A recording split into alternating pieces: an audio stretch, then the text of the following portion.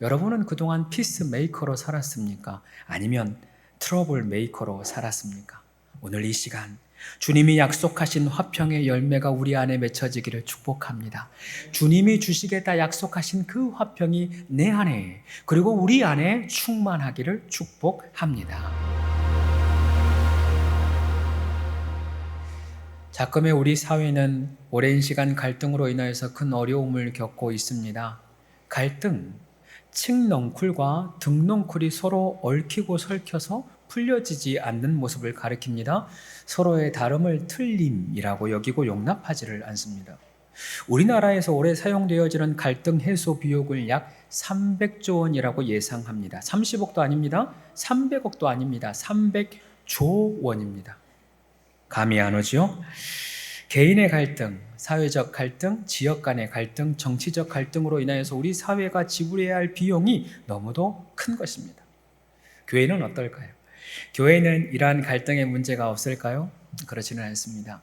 오래전 목사님들이 이런 우스갯소리를 했어요. 한국교회 초기에 교회가 하도 싸워서 선교사님들이 다시 와서 상황을 보았답니다. 그리고 그 선교사님들이 다시 본국으로 돌아와서 보고를 하는데 이렇게 했대요. 한국교회는 너무 많이 싸웁니다. 너무 많이 싸워서 예수하고 그리스도하고 싸운대요. 예수교 장로회, 그리스도교 장로회 같이 싸우고 예수교 성결교회, 기독교 성결교회 갈라져서 싸우더라는 것입니다. 실제로 얼마 전에 있었던 한 교단 총회에서도 하루 종일 싸우는 모습이 있는 그대로 세상에 노출된 일도 있습니다. 부끄러운 일이죠. 이처럼 평안을 외치는 교회마저도 그 안에는 갈등이 있다는 것입니다. 안타깝게도 창세 이후의 모든 관계는 갈등이 있습니다. 첫 사람 아담과 하와도 갈등이 있었습니다. 첫 형제 가인과 아벨도 갈등이 있었고 믿음의 조상이라고 불리었던 아브라함도 사라와 갈등이 있었습니다. 그 창조의 역사부터 시작된 그 갈등이 지금에 이르기까지 멈추지 않고 계속되고 있는 것입니다. 어떻게 하면 이러한 갈등의 문제를 해결할 수 있을까요? 어떻게 하면 우리의 삶에 화평의 열매를 맺을 수 있을까요? 오늘의 설교의 제목은 화평하게 하는 자가 복이 있다. 화평하게 하는 자가 복이 있다입니다. 어린 시절 저희 집 가훈이 화목이었어요. 그러나 아이러니하게도 저희 집은 화목과 거리가 먼 분위기였습니다. 할아버지가 술을 참 많이 드셨어요. 그런데 아버지도 술을 많이 드셨습니다. 술 많이 드신 날에는 집이 난리가 나죠. 문제는 매일 술을 드셨다는 거예요. 매일 문제가 일어나고 매일 상황이 안 좋은데 왜 가훈을 화목이라 했을까? 참 이해가 안 됐습니다.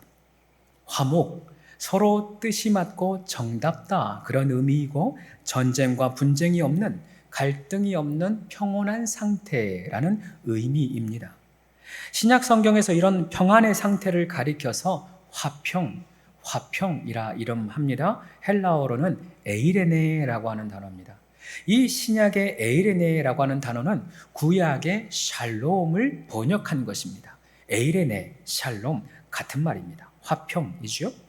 이 두 단어를 성경을 통틀어 찾아보니 약 400번 정도 등장합니다.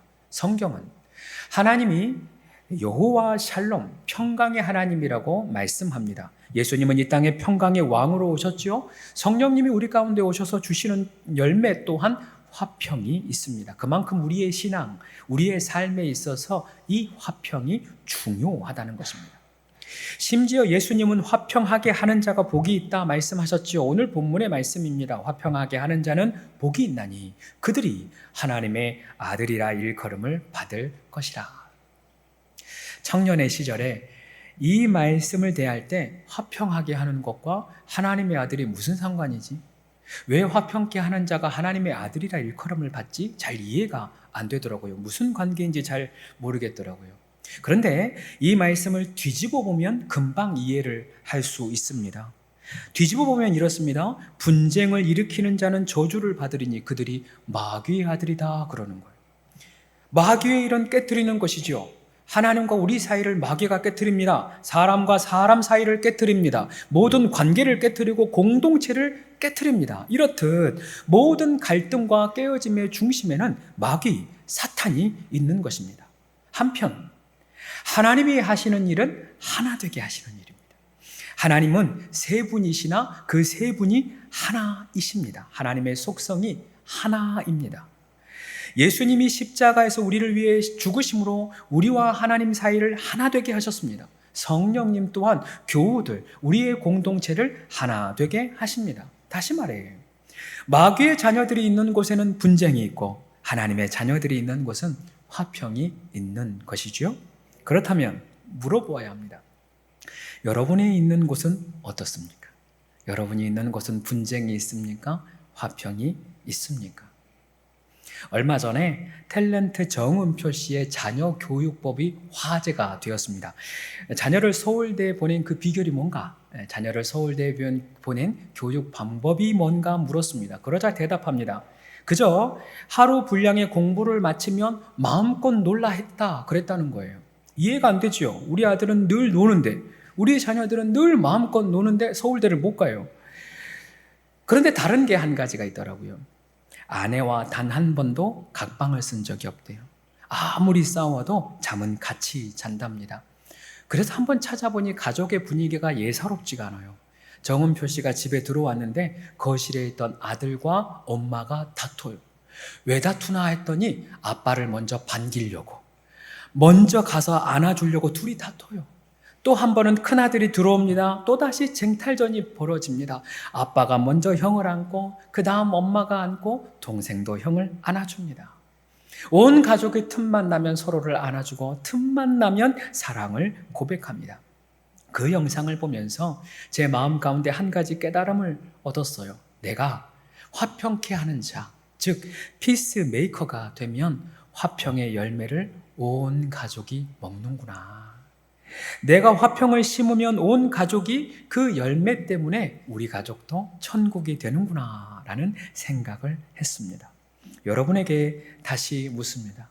여러분은 그동안 피스메이커로 살았습니까? 아니면 트러블 메이커로 살았습니까? 오늘 이 시간 주님이 약속하신 화평의 열매가 우리 안에 맺혀지기를 축복합니다. 주님이 주시겠다 약속하신 그 화평이 내 안에 그리고 우리 안에 충만하기를 축복합니다. 자, 그렇다면 우리는 어떻게 화평의 열매를 맺을 수 있을까요? 첫째, 먼저는 하나님과 화평을 누려야 합니다. 하나님과 내가 화평을 누리는 것입니다. 하나님이 주시는 사랑은 세상의 것과 다르다고 이야기를 나눴죠. 하나님이 주시는 기쁨도 세상의 쾌락과는 달랐습니다. 성경이 말하는 화평도 세상의 평화와는 다르죠. 세상의 평화는 아무 일이 없는 상태, 아무 요동이 없는 상태, 아무 문제가 없고 고요한 상태를 말합니다. 그러나 세상 어디에도 문제 없는 인생은 없습니다. 세상 어디에도 고난 없는 인생도 없습니다. 죽으면 있어요. 공동묘지에는 늘 고요합니다. 그러나 우리의 삶의 인생에 있어서 모든 삶에는 갈등과 어려움이 있지요. 그러나 이와 달리 하나님의 평안은 하나님 안에서 얻을 수 있는 평안입니다. 예수님은 말씀하십니다. 평안을 너희에게 끼치노니 곧 나의 평안, 곧 주님의 평안을 너희에게 주노라. 내가 너희에게 주는 것은 세상이 주는 것과 같지 않다 말씀합니다.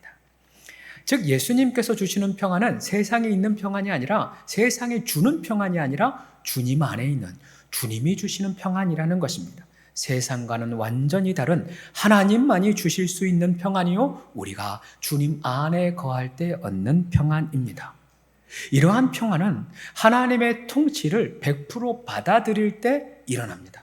아무리 고난이 와도 하나님의 섭리를 믿는 겁니다. 아무리 어려움이 다가와도 나를 향한 하나님의 선하심, 나를 향한 하나님의 사랑은 끝이 없다. 이 과정마저도 하나님의 사랑이 있다라고 믿는 것입니다. 그래서 찬송가 413장은 찬송하는 거예요. 내 평생에 가는 길 순탄하여 늘 잔잔한 강 같든지 큰 풍파로 무섭고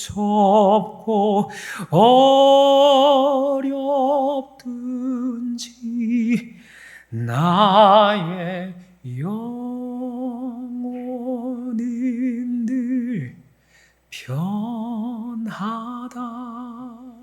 할렐루야.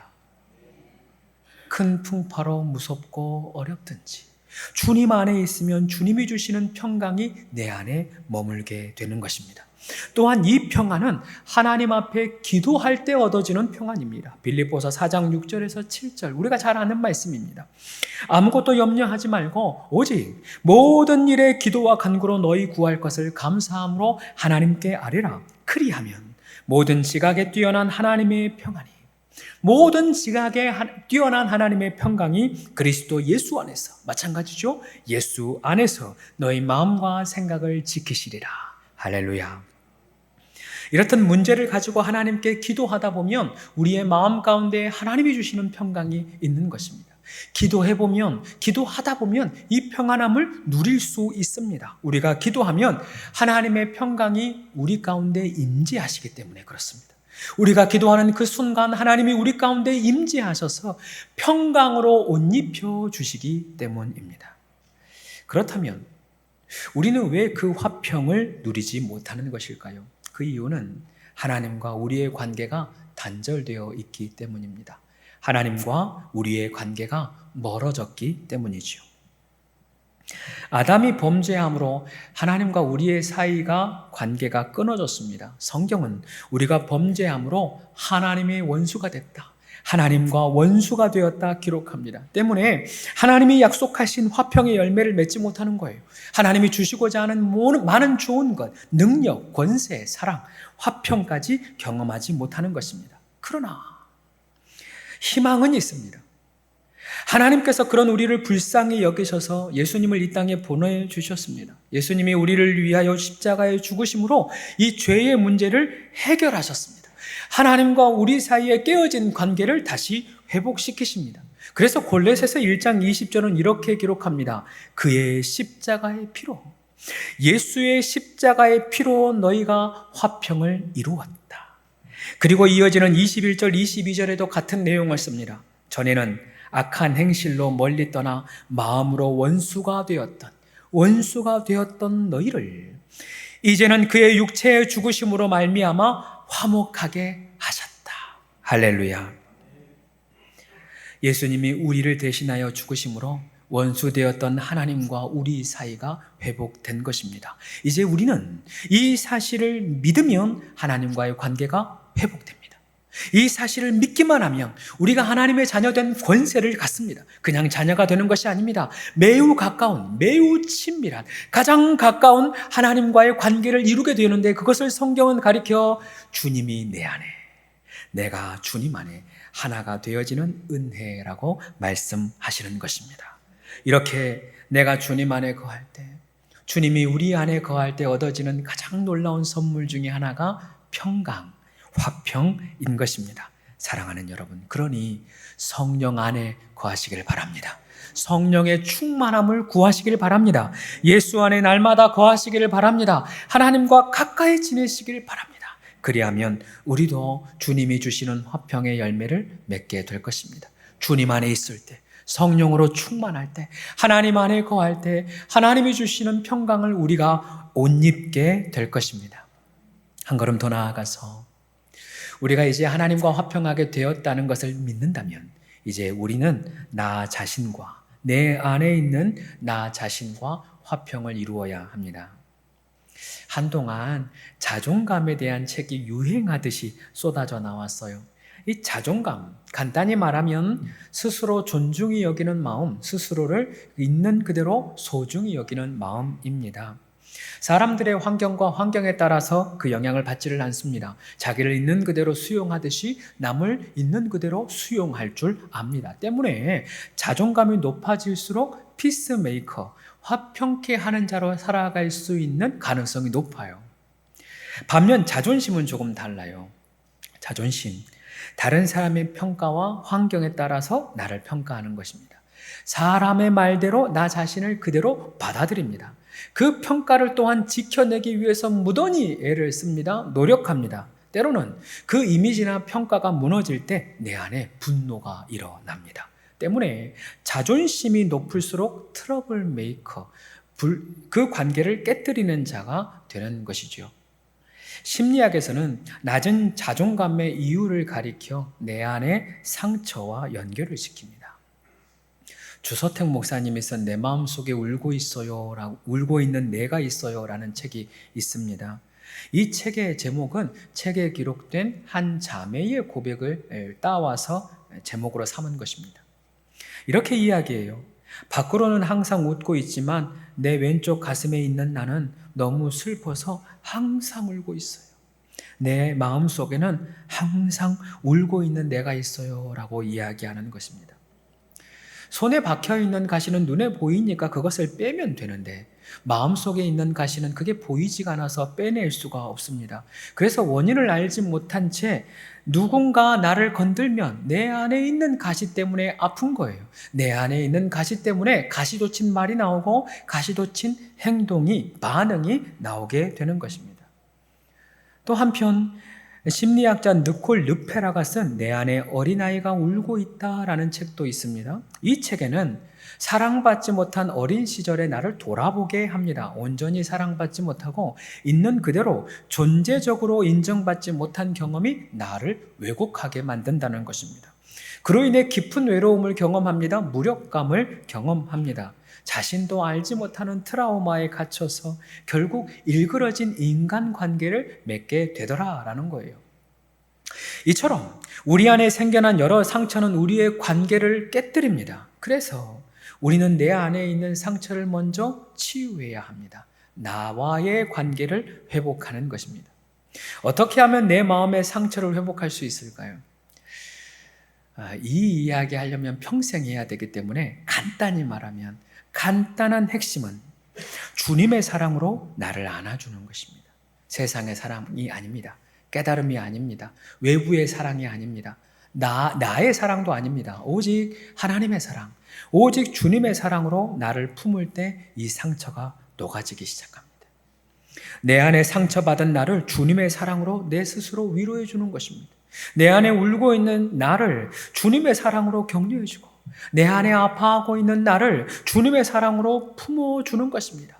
주님이 나를 있는 모습 그대로 받아주셨듯이 나도 내 모습 있는 그대로를 인정하고 주님이 나를 있는 모습 그대로 사랑하셨듯이 나도 나를 내 있는 모습 그대로 사랑하는 것입니다. 사랑하는 여러분 기억하십시오. 여러분이 어떤 과거의 상처를 받았던 간에 그것과 상관없이 여러분은 존귀한 자입니다.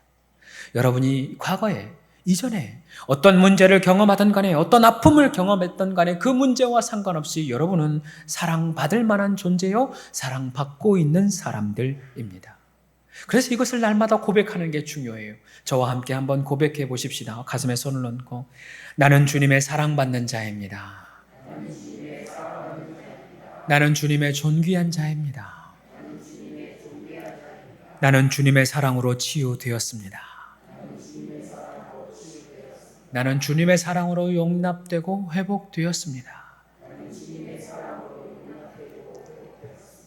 이렇게 날마다 주님의 사랑을 믿고 선포하고 나 자신을 도닥이고 나 자신을 품어내면 내 안에 보이지 않는 가시가 조금씩 녹아집니다. 모난 부분들이 다듬어지기 시작합니다. 그제서야 비로소 내 안에 화평이 생기는 거예요. 그제야 비로소 내 마음 가운데 화평의 열매가 조금씩 자라는 것입니다. 그제야 비로소 나도 상처 입은 치유자로, 상처 입은 화목해 하는 자로 살게 되는 것이죠. 다시 말씀드립니다. 예수님께서 채찍에 맞음으로 우리가 나음을 입었습니다. 우리가 나음을 입었다는 것은 우리의 육체적인 것뿐만 아니라 우리의 영적인 것과 우리의 마음적인 것도 마찬가지입니다. 예수님께서 채찍에 맞음으로 우리의 마음의 모든 상처는 나음을 입었습니다. 그러니 상처 입은 자로 머물지 말고 상처 입은 치유자로 나아가시기를 축복합니다. 상처 주는 자로 머물러 있지 말고 하나님께서 주시는 화평케 하는 자, 화평의 열매를 맺는 자로 살아가는 우리 모두가 되기를 축복합니다. 이제 마지막입니다. 우리가 하나님과 화평하게 되었고 또 내 자신의 상처를 어루만짐으로 나 자신과 화평하였다면 이제 내게 주어진 모든 사람들과 화평해야 합니다. 내 이웃과 교우들과 가족과 내게 주어진 모든 사람들과 화평해야 합니다. 흘러간 옛 노래 중에 도로남이라고 하는 노래가 있어요. 요즘 사람들은 도로남이라고 하면 도로 위의 남자인가 줄임말인가 라고 생각될 수 있지만 그렇지는 않습니다. 도로남이 된다, 그런 노래예요. 이렇게 부릅니다. 남이라는 글자에 점 하나를 지우면 님이 되어 만난 사람도. 이런 노래도 찬송가 같죠. 내가 부르면 뭐든지 찬송가가 돼버려요. 님이라는 글자에 점 하나 찍으면 도로 남이 되는 장난 같은 인생사, 그렇게 노래하는 거예요. 제가 이 노래를 왜 알고 있는지 저도 이해가 안 돼요. 이처럼 세상의 관계는 아무리 님이라 할지라도 내 마음에 안 들면 남이 됩니다. 세상은 아무리 내게 님이어도 문제가 생기면 그때부터 원수가 돼요. 그러나 성경은 할 수 있거든 모든 사람과 더불어 화평하라, 이렇게 말씀합니다. 부담스러운 말씀이죠. 어떻게 모든 사람과 화평할 수 있습니까? 이것이 과연 가능키나 합니까? 그러나 이것을 가능케 하는 힘이 있습니다. 바로 낮아짐의 힘입니다. 부부간에 가장 많이 하는 말 중에 뭘 제일 많이 하나 보면 도무지 이해가 안 된다, 이 말 제일 많이 해요. 부모와 자녀 간에 가장 많이 하는 말 뭔가 해보니 마찬가지입니다. 도무지 이해가 안 된다 그럽니다. 그래서 집에 가면 서로 얘기해요. 도무지 이해가 안 된다, 도무지 이해가 안 된다, 이해가 안 된다 그러는 거예요. 갈등의 가장 흔한 이유는 이해가 안 돼서 그렇습니다. 그런데 왜 이해가 안 됩니까? 내가 높아져 있기 때문입니다. 이해하다라고 하는 영어 단어는 understand입니다. 아래에 서는 것이지요. 상대보다 아래에 서야 이해가 되는 것입니다. 상대방보다 아래에 서야, 더 아래에 있어야 그 사람이 용납되는 것이죠. 예수님께서 잡히시던 날 밤 제자들의 발을 씻기십니다. 여러분, 이 말씀을 그저 글자로만 바라보지 말고 마음 가운데 이 장면을 그려보십시오. 예수님이 제자들의 발을 씻기셨다, 이 말은 제자들 앞에 무릎을 꿇으셨다라는 말입니다. 하나님이신 예수님께서 제자들 앞에 무릎을 꿇어요. 자신을 가장 낮게 낮추시고 가장 더러운 발을 씻겨주시는 것입니다. 그리고 말씀하십니다. 내가 너희에게 행한 것 같이 너희도 이렇게 행하라. 너희가 이것을 알고 행하면 복이 있으리라. 너희가 이것을 알고 나와 같이 무릎을 꿇으면, 나와 같이 섬기면, 나와 같이 낮아지면 너희도 복이 있다 말씀하시는 것입니다. 성경은 너희 안에 이 마음을 품어라 라고 말씀하십니다. 이 마음, 즉 예수님의 마음이죠. 예수님의 낮아짐을 의미합니다. 예수님은 본래 하나님이셨으나 그 하나님과 동등됨을 여기지 아니하시고 이 땅에 오셨습니다. 자기를 비우시고 종의 형체를 가지셨습니다. 자기를 낮추시고 죽기까지 복종하십니다. 그렇게 낮추시고 복종하셔서 이루신 결과가 화평인 것입니다. 그렇게 자신이 낮추시고 십자가에 죽기까지 하셔서 얻은 열매가 화목인 것입니다. 우리도 마찬가지입니다. 우리가 예수님처럼 낮아질 때 우리의 삶에도 천국이 시작됩니다. 예수님처럼 내가 깨어질 때 천국이 완성되는 것입니다. 우리가 예수님처럼 당신 앞에, 배우자 앞에, 자녀들 앞에 무릎을 꿇으면 깨어진 관계가 그때서부터 회복이 되는 것입니다. 내가 잘못한 게 없어도 그래도 하는 겁니다. 내가 억울하도, 내가 이해가 되지 않아도, 이해되지 않는 것은 내가 높이 섰다는 것이지. 내려가자.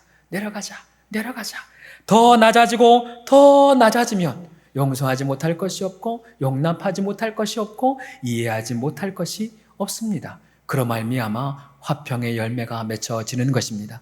물론 그 즉시 되는 것은 아닙니다. 예수님께서 제자들의 발을 씻기셨잖아요. 가장 낮은 모습으로 엎드렸잖아요. 그러나 그 다음날, 그날 제자들이 도망갑니다. 예수님께서 낮아지셔서 제자들의 발을 씻기셨으나 그날 도망가는 것이 사람이에요. 그럼에도 불구하고 예수님은 포기하지 않습니다. 오히려 예수님께서 심기어 놓은 그 화평의 열매는 그 훗날 예수님의 부활하심으로 말미암아 제자들에게 열매 맺게 되는 것입니다. 그 섬김이, 그 낮아짐이, 그 심은 화평의 씨앗이 사라지지 않는 것입니다. 때가 되면 분명히 그 열매를 맺게 되는 것이지요. 너희도 가서 이와 같이 하라. 너희도 가서 이와 같이 행하라. 우리 주님 말씀하십니다. 주님의 말씀 기억하고 주님을 따라 우리도 낮아지기를 소망합니다. 주님과 같이 내가 먼저 무릎 꿇어보기를 소망합니다. 그렇게 화평을 심으면 우리의 삶에 화평의 열매가 맺혀질 것입니다. 이제 말씀을 정리하려 합니다. 오늘은 제 이야기로 말씀을 맺어보려고 합니다. 어린 시절에 저는 아버지에 대한 두려움과 상처가 참 많았던 아이였습니다. 이것에 대한 이야기는 추후에 치유수양회를 하면 조금 더 깊게 나눌 수 있을 거예요. 이런 두려움과 상처는 저로 말미암아 원만한 인간관계를 맺지 못하게 했습니다. 또 맺어진 그 관계도 유지하는 것을 어렵게 했습니다. 그러나 예수님을 인격적으로 만난 이후 저는 본격적으로 회복이 시작을 했습니다. 거저되는 것은 아니었습니다. 내 안에 용서해야지. 이 상처 씻어주세요. 얼마나 많이 기도했나 모릅니다. 수 없는 날을 기도했습니다. 사실 1년, 2년을 넘어서서 10년, 15년, 20년 이상 기도했습니다. 이것 때문에 상담을 계속 공부를 했었고, 이 또한 기도의 제목을 삼고 치유수양회가 될 때마다 올라가 찬양하며 이 기도를 수없이 해왔습니다. 그러던 중에 주님이 저의 마음을 조금씩 만져주시는 거예요. 단번에 되어지는 것은 없습니다. 주님이 또 만지시고 또 만지시고 또 만져주셔서 내 안에 가시는 녹아지고 모난 부부들은 다듬어졌습니다. 그렇다고 이 과정이 쉽지 않았습니다. 계속해서 저를 짓누르는 공격들이 있었어요. 계속해서 저를 힘들게 하는 어려운 문제들이 던져졌습니다. 그때 제가 선택했던 방법이 죽는 것이었습니다. 예수님은 한 알의 밀알이 땅에 떨어져 죽지 않으면 한 알 그대로 있다고 하더라고요. 내가 떨어졌지만 그대로 있으면 아무 일도 안 일어나는 거예요. 그러나 떨어져서 죽으면 많은 열매를 맺느니라 말씀하셨습니다. 이 말씀을 믿고 그때마다 스스로 죽는 거예요. 그때마다 스스로 죽기로 결단하는 것입니다. 그렇게 하루하루 살아왔어요. 그렇게 10수년을 기도하고 작년이었습니다. 작년 4월 아버지가 갑자기 문자를 했습니다. 이렇게 되어 있었습니다. 오늘 아침 처음으로 설교 말씀을 들었다. 그동안 제 설교를 안 들었다는 거예요. 제가 14년 목회를 했으나 끝까지 안 들었던 거예요. 처음으로 설교 말씀을 들었다. 그 다음이 중요합니다. 큰 은혜를 받았다. 그리고 미안하다. 고맙고 사랑한다. 무슨 일인가 싶었죠. 놀래요. 이렇게 되면 사람 갑자기 변하면 죽거든요. 돌아가시지 않았습니다. 건강하십니다. 염려하지 않아도 돼요. 그러겠거니 했어요. 아버지가 좀 그때까지 변덕이 심하셔서 가만히 있었습니다. 그 다음날 한 통의 문자가 더 왔습니다. 윤 목사님 감사해요. 하나님께 먼저 감사드립니다. 우리 아들 참 장하다. 하나님께 기도하지 못했던 이 아빠를 용서해다오. 그렇게 문자가 왔어요. 저희 아버지 정말 기도 안 했나 봅니다. 그런데 그렇게 문자를 하신 거예요. 살아가다 보면 지는 것이 죽는 것보다 싫을 날이 있습니다. 살아가다 보면 이해하고 용납하는 것이 죽기보다 싫을 때가 있어요. 그러나 기도해 보면 주님의 답이 늘 한결같아요. 너가 참아야지. 너가 죽어야지. 너가 화평의 열매를 심어야지. 여러분도 기도해 보세요. 기도하면 늘 주님 그렇게 말씀하십니다. 사랑하는 여러분, 주님 안에 날마다 거하심으로 주님이 주시는 화평을 먼저 받으십시오. 주님 안에 늘 기도함으로 여러분 안에 있는 상처를 먼저 녹여내시기를 바랍니다. 그리고 화평의 열매를 심으세요. 여러분의 가족에게, 여러분의 주변의 사람들에게, 여러분의 만나는 사람들에게, 여러분에게 가시돋친 그 사람에게 화평의 열매를 심으십시오. 물론 매 순간 심을 수는 없어요. 매 순간 참고 매 순간 화평할 수는 없습니다. 그러나 화평의 씨앗이 심기어지면 열매를 맺는다잖아요. 그 말인 즉슨 내가 화평의 열매를 한 번 심으면 그 씨앗이 언젠가는 30배, 60배, 100배의 결실을 맺는 것입니다. 당장 내일이 되지는 않아요. 내일 모레, 아니 1년, 2년, 저처럼 10수년이 걸릴 수는 있습니다. 그러나 내가 화평의 열매를 한 번 심고 또 한 번 심고 또 한 번 심으면 그 씨앗은 사라지지 않고 그 씨앗은 반드시 30배, 60배, 100배의 결실을 맺게 될 것입니다. 그러니 화평케 하는 자로 살아가십시다. 그러니 화평의 씨앗을 한 번이라도 심어 보십시다. 그 씨앗으로 말미암아 우리도 열매 맺게 될 것입니다. 사랑하는 여러분, 화평케 하는 자는 복이 있습니다. 이 비밀을 알고 화평케 하는 자는 반드시 화평의 복을 얻습니다.